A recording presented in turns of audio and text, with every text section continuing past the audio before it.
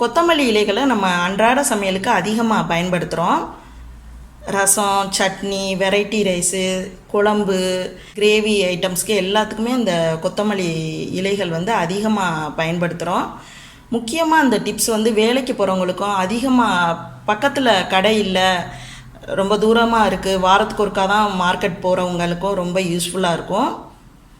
இந்த கொத்தமல்லி இலைகளை நம்ம ஃப்ரிட்ஜில் ஸ்டோர் பண்ணுறா இருந்தால் கழுவிட்டு தொடச்சிட்டு அதுக்கப்புறமா வச்சோம்னா இலைகள்லாம் வாடிடும், சீக்கிரம் ஸ்பாயில் ஆயிரும். அதனால நம்ம கழுவாமல் இந்த இலைகளையெல்லாம், நம்ம வாடின இலைகளையெல்லாம் கிள்ளிட்டு ஒரு கிச்சன் டிஷ்யூவெல்லாம் நல்லா வைப் பண்ணிடணும்.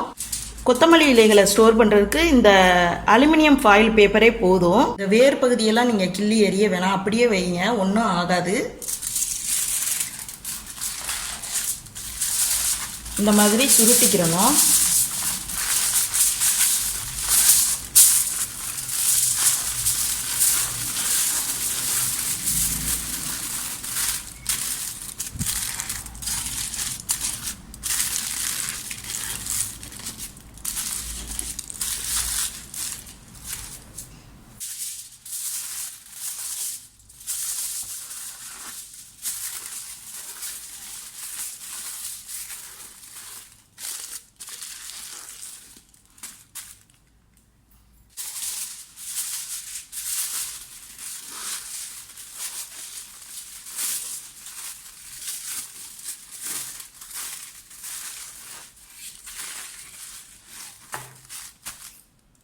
கொத்தமல்லி இலைகளெல்லாம் இந்த மாதிரி அலுமினியம் ஃபாயில் பேப்பரில் வச்சு சுருட்டியாச்சு.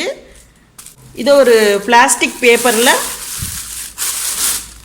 வச்சு ஃப்ரிட்ஜில் வைக்க வேண்டியது தான்.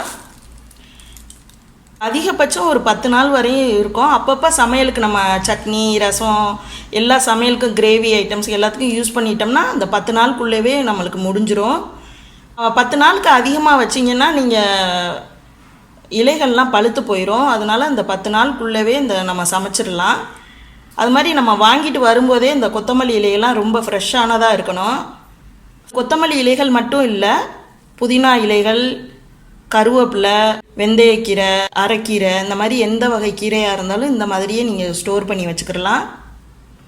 இந்த டிப்ஸ் உங்களுக்கு ரொம்ப யூஸ்ஃபுல்லாக இருக்கும்னு நினைக்கிறேன். நீங்களும் உங்கள் வீட்டில் இந்த டிப்ஸை ஃபாலோ பண்ணுங்கள். இந்த வீடியோ உங்களுக்கு பிடிச்சிருந்தா லைக் பண்ணுங்கள், ஷேர் பண்ணுங்கள், என் சேனலை சப்ஸ்கிரைப் பண்ணுங்கள்.